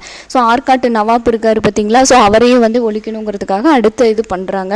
1801 ஏற்பட்ட இவ்வொப்பந்தத்தின்படி ஆற்காடு நவாப் வட ஆற்காடு, தென்னார்காடு, திருச்சிராப்பள்ளி, மதுரை மற்றும் திருநெல்வேலி ஆகிய மாவட்டங்களை அவற்றை நிர்வகிக்கும் அதிகாரத்தோடு ஒப்படைத்து விட வேண்டும் என்றானது. ஸோ இது எல்லா பிளேஸையும் வந்து ஆங்கிலேயர்களுக்கு கொடுத்தாச்சு. எல்லாமே அவங்க இடத்துக்கு போயிடுச்சு. இந்திய வீரர்களினுடைய மனக்குறை என்ன அப்படின்னா, அதாவது அவங்கள வந்து சரியான முறையில் வந்து நடத்தலை இந்திய வீரர்களை. 1806 வேலூர் புரட்சி வந்து நடக்குது. பிரிட்டிஷாரின் இராணுவத்தில் சிப்பாயாக பணியாற்றியவர்களுக்கு குறைவான ஊதியம், அதாவது இந்தியர்களாக இருந்தாங்கன்னா அவங்களுக்கு குறைவான ஊதியமே வழங்கப்பட்டது. பதவி உயர்வு அப்படின்றது வாய்ப்புகள் குறைவாகவே இருந்தது. ஆங்கிலேயர்கள் மட்டும்தான் வந்து பதவி உயர்வை வந்து இது பண்ணாங்க. ஸோ இதெல்லாம் ஒரு கோபமாக வந்து இருந்தது. தங்களின் சமூக மற்றும் சமய நம்பிக்கைகளுக்கு ஆங்கிலேய அதிகாரிகள் குறைவான மதிப்பளித்தது. அதாவது திருநூறுலாம் வந்து பூசிக்கக்கூடாது, இந்த மாதிரி சமய சார்ந்து இதை வந்து பண்ணக்கூடாது அப்படின்னு சொல்லி அவங்கள வந்து கட்டாயப்படுத்தினது அது ஒரு காரணம். மேலும் அவர்களின் கோபத்தை வெளிப்படுத்தியது. விவசாய பின்னணி கொண்ட வீரர்களின் வேளாண் சிக்கலும் அவர்களை மேலும் சிரமப்படுத்தியது. நிலக்குத்தகை முறையில் ஒரு நிலையற்ற தன்மை காணப்பட்டாலும் 1805 பஞ்சம் ஏற்படுது. பஞ்சத்தில் நிறைய பேர் பாதிக்கப்படுறாங்க. திப்புவின் மகன்களும் அவர் தம் குடும்பத்தினரும் வேலூர் கோட்டையில் சிறை வைக்கப்பட்ட வேளையில் தங்கள் அதிருப்தியை வெளிப்படுத்தும் அந்த வாய்ப்பு கூடி வந்தது. ஸோ இவங்க எல்லாரும் திப்புவினுடைய மகன்கள் எல்லாரும் என்ன பண்ணுறாங்க, அவங்க குடும்பத்தையே கொண்டு போய் வேலூர் கோட்டையில் வச்சுருவாங்க.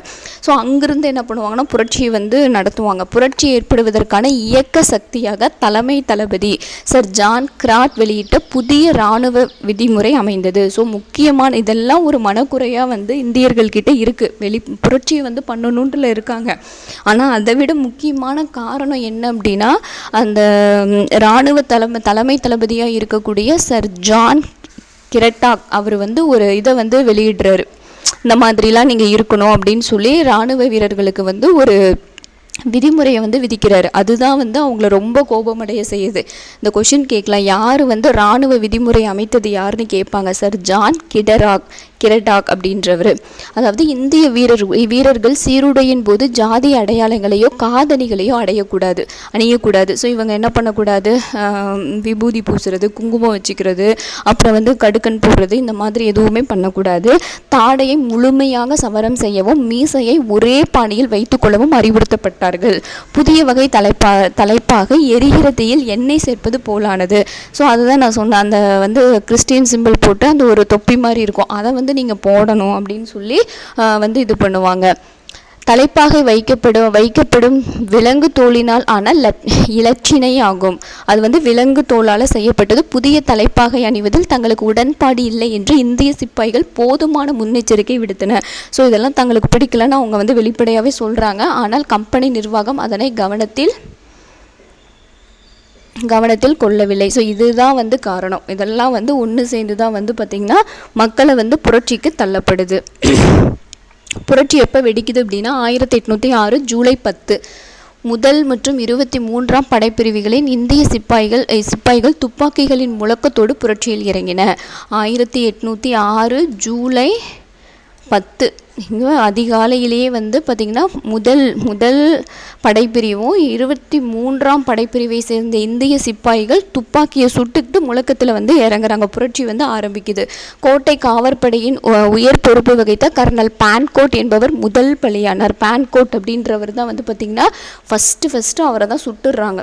சுட்ட உடனே அடுத்து 23ஆம் படைப்பிரிவை சேர்ந்த கர்னல் மிக்காரஸ் அப்படின்றவரும் கொல்லப்படுறாரு. 23ஆம் படைப்பிரிவை சேர்ந்த கர்னல் மிக்காரஸ். கோட்டையை கடந்து சென்று கொண்டிருந்த மேஜர் ஆம்ஸ்ட்ராங் துப்பாக்கிகளின் முழக்கத்தை கேட்டார். ஆம்ஸ்ட்ராங் அப்படின்றவர் இந்த சத்தம்லாம் கேட்குது. சூழலை விசாரித்தறிய முற்பட்ட அவரது உடல் தோட்டாக்களால் துளைக்கப்பட்டது. ஸோ அவரையும் கொண்டுடுறாங்க, ஆம்ஸ்ட்ராங்கையும் கொண்டுடுறாங்க. ஏறத்தாழ 12க்கும் அதிகமான அதிகாரிகள் அடுத்த 1 மணி நேரத்துக்குள் கொல்லப்பட்டார்கள்.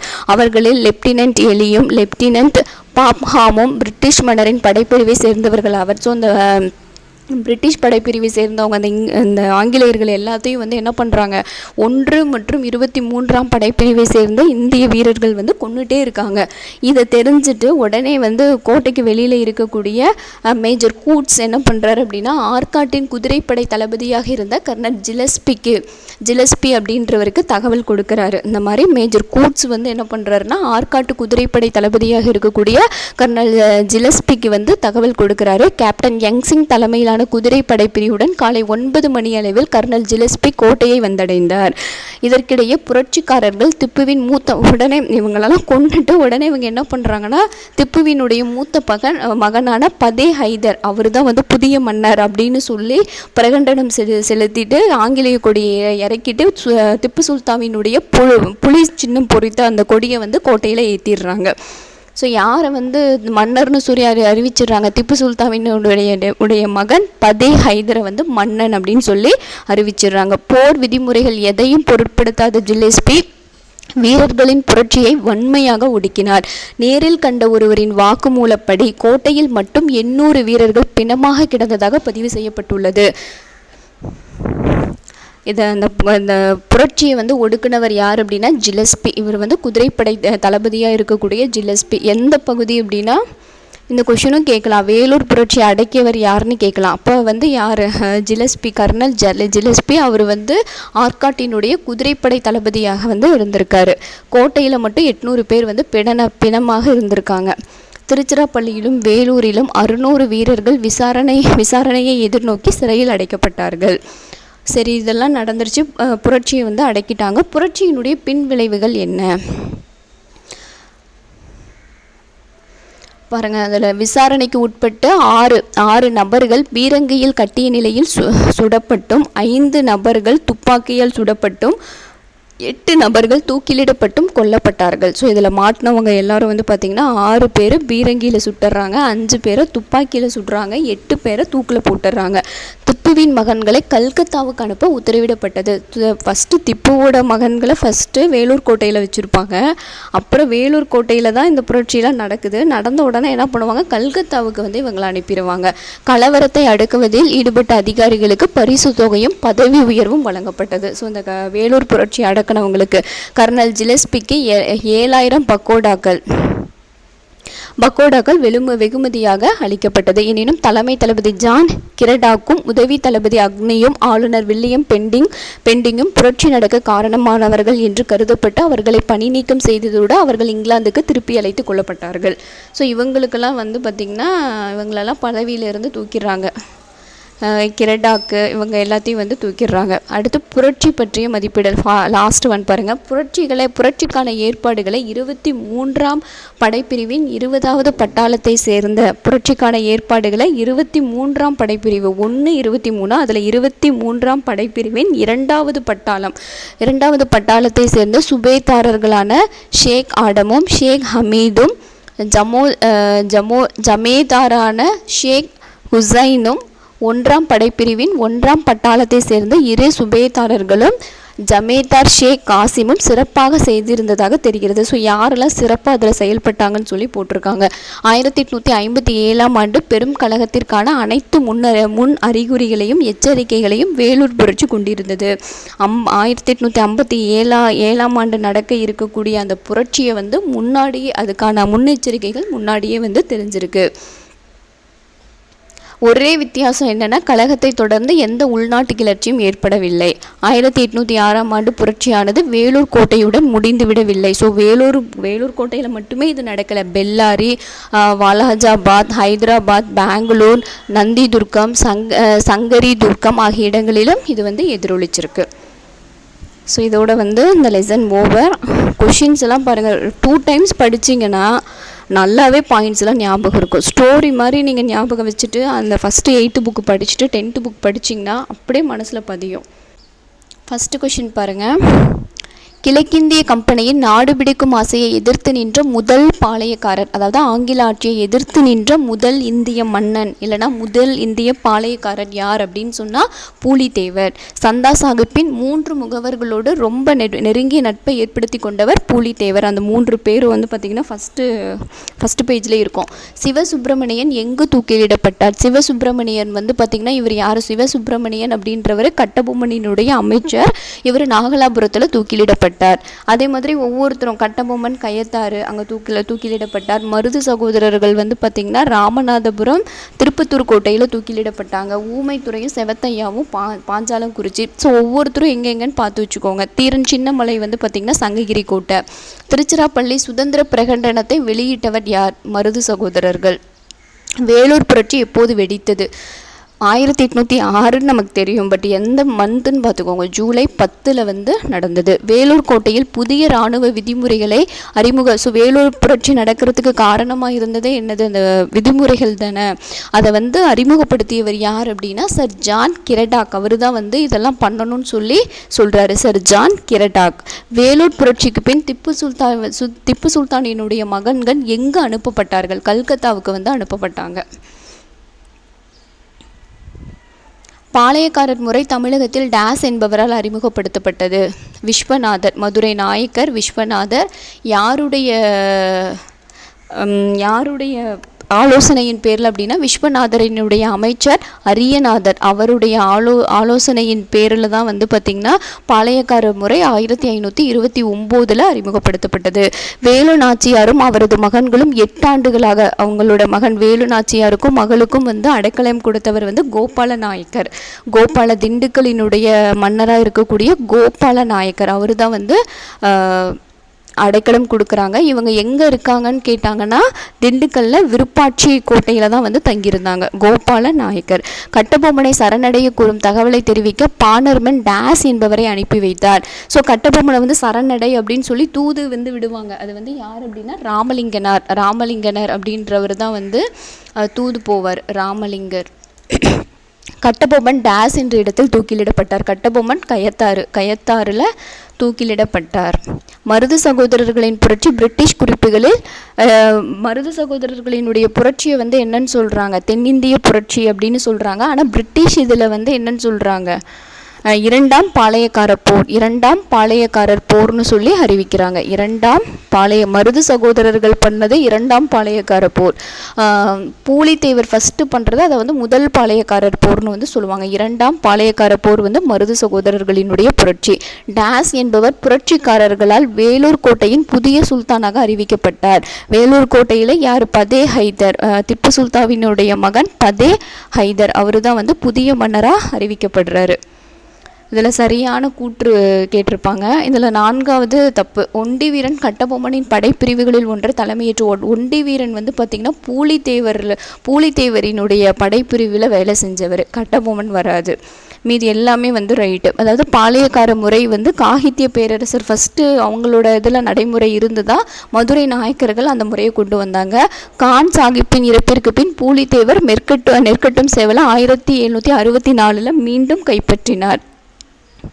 கான் சாஹிப்னா யார்? யூசப் கான் தான் வந்து கான் சாஹிப்னு சொல்லியிருப்பாங்க. யூசப் கான் அவர் இறந்து போனதுக்கப்புறம் இவர் மறுபடியும் நெற்கட்டும் சேவலை வந்து கைப்பற்றுவார். 1761 இழந்திருப்பார். 64 வந்து கைப்பற்றுவார். அவர் மறுபடியும் 1767 மறுபடியும் வந்து ஆங்கிலேயர்கள் பிடிச்சிருவாங்க, இறந்துருவார் பூலித்தேவர். கம்பெனி நிர்வாகத்திற்கு தகவல் அளிக்காமல் பாளையக்காரர்களோடு பேச்சுவார்த்தை நடத்தியதால் யூசப் கான் துரோகி அப்படின்னு குற்றம் சாட்டப்பட்ட 1764 இங்கே வந்து தூக்கிலிட போட்டுருவாங்க யூசப் கானை. அதனால தான் இவர் வந்து பூலித்தேவர் என்ன பண்ணுவார்னா நெற்கட்டும் சேவலை வந்து கைப்பற்றுவார். கர்னல் கேம்பல் தலைமையின் கீழ் ஆங்கிலேய படைகள் மாபூஸ் கானின் படைகளோடு இணைந்து சென்றன. ஸோ வந்து தப்பு. ஃபஸ்ட்டு ஒன் வந்து தப்பு. காலின் கேம்பில் வந்து வரமாட்டார். காளையக்காரர் கோவில் போரில் முத்துவடுகநாதர் கொல்லப்பட்ட பின் வேலு நாச்சியார் மீண்டும் அரியணை பெறுவதற்கு மருது சகோதரர்கள் துணை புரிந்தனர். ஸோ ட்ரூ தான். மருது சகோதரர்கள் தான் வந்து முக்கியமான காரணம். திண்டுக்கல் கூட்டமைப்புக்கு கோபால நாயக்கர் தலைமையேற்று வழி நடத்தினார். இதுவும் ட்ரூ தான். காரன் வாலிஸ் மே 1799 கம்பெனி படைகளை திருநெல்வேலி நோக்கி செல்ல உத்தரவிட்டார். ஸோ இது ராங். இது ரைட்டு. இதில் கூற்றும் காரணமும் வந்து இதாக தான் இருக்கும். பட் வந்து என்ன சொல்கிறது, கூற்று மற்றும் காரணம் ரெண்டும் சரி. பட் வந்து அது சரியான அந்த விளக்கம் இல்லைன்னு சொல்லிட்டு வரும். கூற்று மற்றும் காரணம் ஆகியவை சரி, எனினும் காரணம் கூற்றை சரியாக விளக்கவில்லை. ஸோ கூற்று என்ன சொல்லியிருக்காங்க, பூலித்தேவர் ஹைதர் அலி மற்றும் பிரெஞ்சுக்காரர்களின் உதவியை பெற முயன்றார். ஆமாம், ஹைதர் அலியும் பிரெஞ்சுக்காரர்களும் உதவி பண்ணுவாங்கன்னு சொல்லி முயன்றார். ஆனால் ஏற்கனவே அவங்களுக்கு வந்து மராத்தியர்களோடு தொடர்ந்து போர் இருந்ததுனால ஹைதர் அலியால் பூலித்தேவருக்கு உதவ முடியல. ஸோ வந்து சரி, பட் ஆனால் சரியாக விளக்கலை. அதுதான் ட்ரூ. நெக்ஸ்ட்டு பொறுத்துக பாருங்கள். ஃபஸ்ட்டு ஒன் தீர்த்தகிரினா தீரன் சின்னமலை வந்து எந்த பிளேஸில் இருந்து ஆங்கிலேயர்களை எதிர்த்து போர் புரிஞ்சார்னா ஓடாநிலை. கோபால நாயக்கர் வந்து திண்டுக்கல் கோட்டை. பாணர்மன் வந்து பார்த்திங்கன்னா கட்டபொம்மனை வந்து சரணடைய சொல்லி ராமலிங்கனார் அப்படின்றவரை வந்து தூதா அனுப்புவார். ஸோ வந்து பாணர்மன் வந்து பார்த்திங்கன்னா ராமலிங்கனார். சுபேதார் ஷேக் ஆதம் அப்படின்றவர் வேலூர் புரட்சியில் ஈடுபட்டவர். அதாவது இறந்து போனவங்க. சுபேதார் ஷேக் ஆதம் அப்படின்றவங்க வேலூர் புரட்சியில் ஈடுபட்டவங்க 4. கர்னல் பான்கோட் இவர் தான் ஃபஸ்ட்டு வேலூர் கோட்டைக்கு வந்து காவலாக இருந்து இறந்து போன முதல் ஆங்கிலேயர் யார் அப்படின்னா கர்னல் பான்கோட். அவர் தான் வந்து ஃபஸ்ட்டு அவரை தான் வந்து சுற்றுவாங்க இந்திய வீரர்கள் வந்து ஃபஸ்ட்டு யாரை சுடுவாங்க அப்படின்னா கர்னல் பான்கோட்டை தான் வந்து திண்டுக்கல் கோட்டைக்கு அவர் காவலாக இருப்பார், அவரை வந்து கொன்னுருவாங்க. ஸோ வந்து இதோட வந்து பார்த்திங்கன்னா அந்த 10th இந்த லெசன் 6 ஓவர். அடுத்த லெசனில் தான் இந்த பெரும் புரட்சி இதெல்லாம் வந்து நெக்ஸ்ட் லெசனில் இருக்குது. ஸோ அடுத்த வீடியோவில் பார்க்கலாம். தேங்க்யூ.